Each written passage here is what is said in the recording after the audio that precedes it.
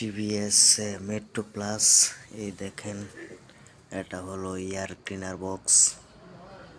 দেখতে থাকেন আপনারা বন্ধুরা। এটা হলো কার্বুরেটর।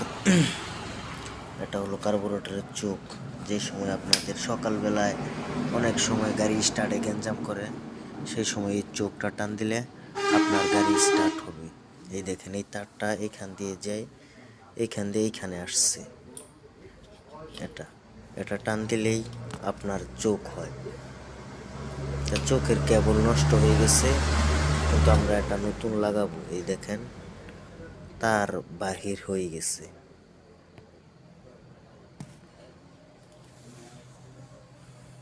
এই চোখ কেবল না থাকলে আপনার শীতের দিন স্টার্টে গ্যাঞ্জাম করবে, এই কারণে এটা দেওয়া।